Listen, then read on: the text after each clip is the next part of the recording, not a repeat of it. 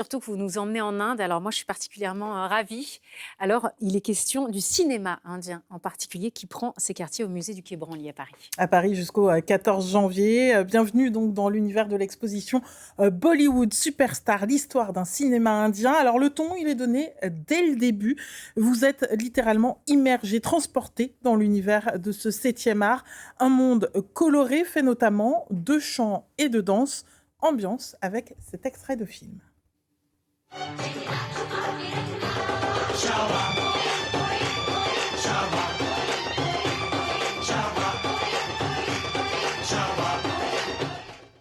Alors, faut aimer, hein, mais moi, perso, j'adore. Je regardais avec ma grand-mère Mais quand il faut j'étais y petite. aller. Donc, Franchement, vous allez être voilà. épaté. Ouais, c'est plein de couleurs. Et alors donc, oui, je En fait, m'emballe il faut un le petit lire. peu. Je m'emballe et c'est un cinéma qui a évolué, Muriel, Oui, parce que et qui est très prolifique. c'est surtout que là, il propose des extraits de films et différents objets, 50 ans d'histoire du cinéma indien mis à l'honneur. Alors, bien entendu, il y a le Bollywood, mais il y a aussi les films muets, les films d'auteur, en passant par les documentaires. Vous naviguez aussi au milieu de plus de 200 objets, comme des costumes, des figurines de théâtre d'ombre, des masques, des images religieuses imprimées ou encore des photos.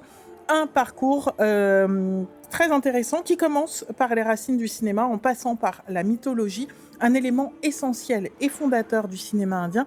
Je vous propose d'écouter Julien Rousseau, l'un des commissaires de l'exposition. Le cinéma, il s'inspire de toute une mythologie et il s'inspire aussi de spectacles populaires tels que le théâtre d'ombre, les représentations de conteurs aussi qui vont de village en village avec des rouleaux narratifs. Donc le cinéma, il va faire la même chose en fait. Il va raconter les mêmes histoires, il va se déplacer pour apporter justement ces mythologies et ces images religieuses en dehors des temples, en fait, pour les rendre accessibles à tous, quelle que soit leur origine géographique ou sociale. Muriel, il y a près de 2000 films par an Ouais, à en fait, Bollywood. c'est tout simple, c'est une industrie cinématographique qui est la plus importante au monde. D'ailleurs, on parle plus des cinémas indiens. Il y a Bollywood que l'on connaît, en fait, qui vient de Mumbai, donc anciennement Bombay, mais il existe autant de Wood qu'il existe de régions en Inde. Le Wood désigne tout simplement les cinémas commerciaux, un art très riche et qu'il ne faut pas réduire, selon Hélène Kessou, l'autre commissaire de l'exposition. Ça serait une erreur de considérer que c'est des comédies musicales. Parce que le chant, la danse, faisait déjà partie de la tradition narrative au temps du théâtre.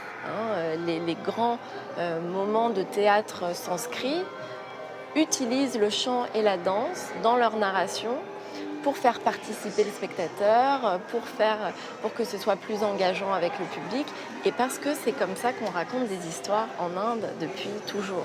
Donc une exposition à découvrir jusqu'au 14 janvier. Puis ce qui est hyper intéressant, c'est que, eh bien, il y a différents événements organisés pendant toute cette période jusqu'à janvier, avec des ateliers de danse pour les petits et grands, des expositions, l'exposition donc des marionnettes aussi venues du Rajasthan. Et vraiment, on a voulu tester aussi avec l'équipe de tournage un atelier qui est proposé pendant cette exposition.